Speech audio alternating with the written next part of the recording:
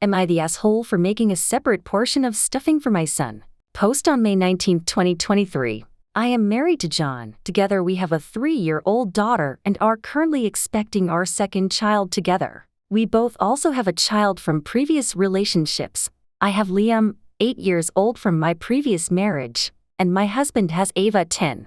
I make Sunday lunch for my family every week. On Friday, Liam asked if I could make stuffing without onions this week. Liam doesn't normally eat stuffing. He tried it a few times, decided he wasn't a fan, and that was it. He tried it with his dad the weekend before. We have 50-50 custody, so our weekends vary, and liked it. I agreed, and on Sunday made my son his own stuffing without onions. It's no big deal, after all, and I'm happy to make separate portions of anything if it means my children eat more. This is where the problem starts. We sit at the dining table and John points out that Liam has stuffing on his plate. Liam tells him that I made him stuffing without onions because he likes it without the onions. Immediately, I noticed Ava's mood sour, and when I pressed her, she asked why I didn't make her stuffing without onions when she'd asked about it months ago. Now, I'd understand where she was coming from if she'd actually asked, but I had no clue what she was talking about.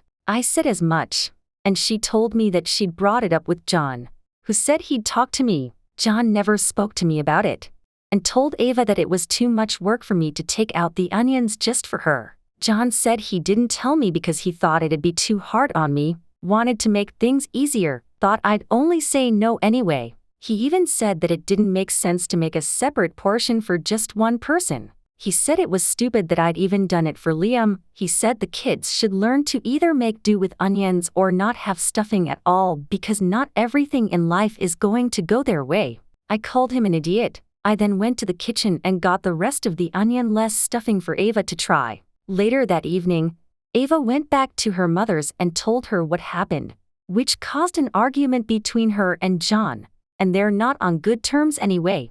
John has been angry with me since. He says it's my fault Ava, and her mother, is mad at him. He says I should have just left the damn stuffing alone, that I'm just spoiling my son by giving in to him like that. There's been some name-calling, but I'd rather not repeat what he said.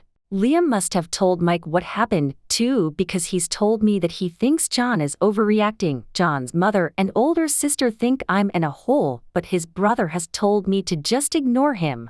My parents are also on my side, because they used to make separate portions for me when I was a child if I didn't like a specific ingredient. My sister told me to post on here to see if the majority think I'm in the wrong or not.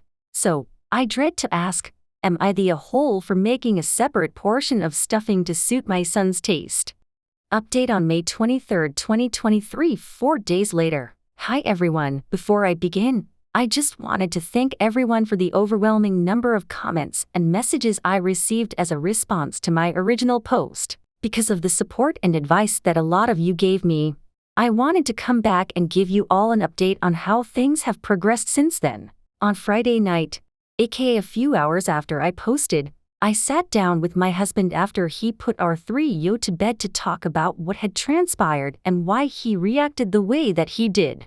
We spent 15 minutes just reading through comments and messages you guys left, and John was ashamed. He was also very hurt that his reaction, the name calling, was, in the eyes of the majority, bordering on abuse. He was disgusted with himself. Now on to the onion debacle. I'm not going to quote everything he said word for word, but it boils down to this: John's dad was very strict when it came to meals. You ate what you were given, and that was that. If John or his siblings ever expressed their dislike for something on their plate, even if it was just one thing, then the meal would be thrown out and they'd go to bed hungry.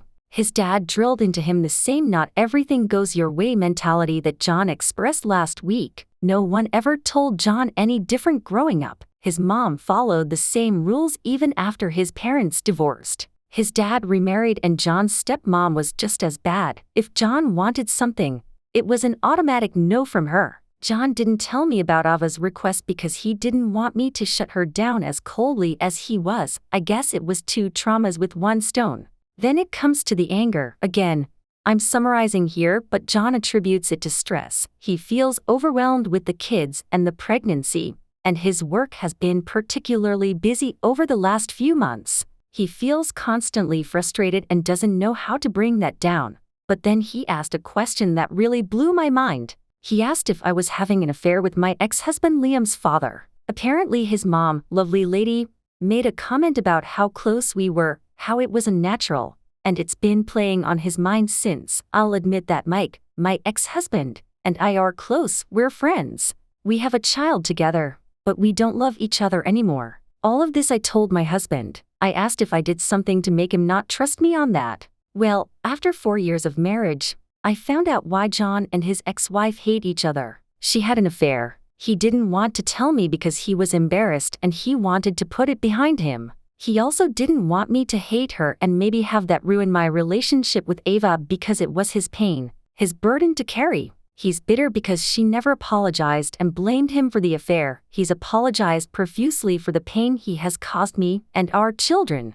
I apologized for calling him an idiot. We both agreed no onions on Sunday. Despite this exhausting and enlightening conversation with John, I still sat down and spoke with Liam the next day when I went to pick him up from Mike's. Liam said John has never said anything weird to him, nor has he gotten angry, yelled at him. He's never raised a hand. Mike said that Liam has never mentioned anything to him about John. He also said that Liam still brings up the time that John took him and Ava to the zoo when I was pregnant with our youngest. I also decided to go ahead and talk with John's ex-wife, Izzy. I asked her if John was ever hot-headed when they were together, and she said that he'd get angrier with stress. I then asked about the affair because while I wanted to believe my husband unconditionally, I needed to hear it from her side. She admitted it. She said that she connected with a guy from her job. She said she doesn't feel guilty about it because it felt like John was waiting for an excuse to leave because that's exactly what he did.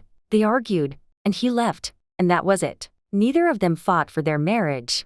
And Izzy's bitterness is mostly due to the fact that, when they were in the process of divorcing, John ordered a DNA test on Ava because the affair made him question if he was really Ava's father. There were no onions on Sunday. John has agreed not only to couples counseling but to solo counseling as well. We're also considering family therapy, but before we commit to it, I want to get Mike and Izzy's opinions since they're the other parent of our respective children.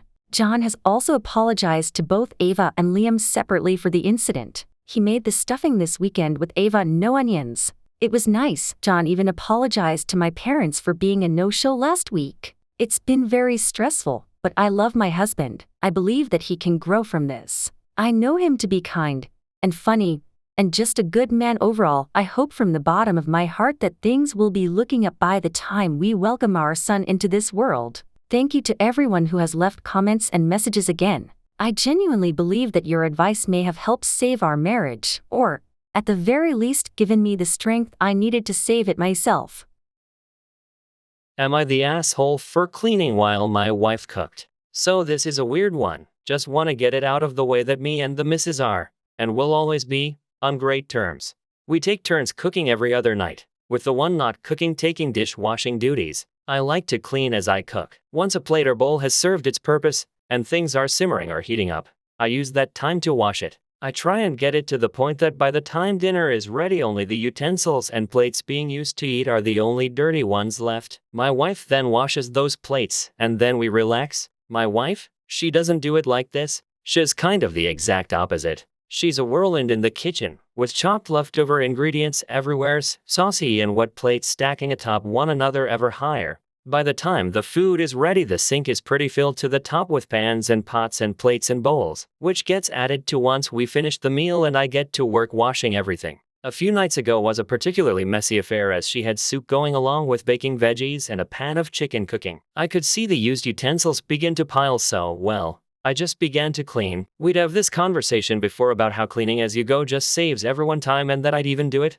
but I always eventually give in because it's her method. This time, I didn't give her a chance to talk it out and just went for it. She poked and prodded at me the entire time but didn't exactly stop me because, I was just washing dishes. I was hoping seeing how this felt would show her that cleaning as you cooked was just the better way. She didn't see it that way at all. After the food was ready and served, it was a solemn affair, but I kinda expected it to be. I felt it in the air. Once we finished, I picked up the plates and began making my way to the sink, but she took them from me and began washing, telling me if I really can't stand how dirty she is, she'll just clean everything so I didn't need to go out of my way. There was a short argument while she continued cleaning, but I figured we talked it out and went to bed with the hatchet buried. Now it's been a couple of her turns again. Messy as always because I didn't want to get into it again for something so trivial, and while the dinners have been great, she immediately takes the dishes and begins to wash them even though it's my role when she cooks. Just washes quietly while telling me to go relax or clean somewhere else. So am I the asshole for cleaning while my wife cooked, apparently making her feel lesser in the process? Should I just let her do her thing and fight to get the roles the way they were back again? Or just accept this new normal? Edit. Whoa, I submitted this last night and couldn't back around to checking until just now, and there are so many replies it's hard to get back to everyone. Haha. Just want everyone to know that I completely understand that I'm the slight I hear. And I really appreciate so many of you going gentle on me. I love the idea about whoever cooks cleans, and I'll broach the idea with the missus later tonight. A few things to add for clarification. What she eventually washes on my cooking days are the dishes and cutlery we used to eat, as well as the remaining pots and pans. If I were to clean them as I cooked, it would have us eating cold food. I didn't take things she needed and clean them, and I hope I didn't get in her way. Her gripe about cleaning as she went was less me getting in the way, though I could have been, and she kept it to herself because she's lovely like that, and more cooking and cleaning times should be compartmentalized. She's actually expressed annoyance at me when she sees me clean as I cook as well, because to her she doesn't understand how I could be so careless while things are on the stove or oven despite only rarely messing up a meal because of unattentiveness. And I admit it's happened because I've been washing. This does make me think some of you are right on about her needing to focus on the cooking, and taking the mental energy to look elsewhere would be disruptive to her process. I was definitely passive-aggressive, and I had already apologized for it the night of and morning after. It was why I thought we were good, and we were both in great spirits, up until she took the dishes and started washing despite it being my turn to do so. I'll talk to her more once we're both home.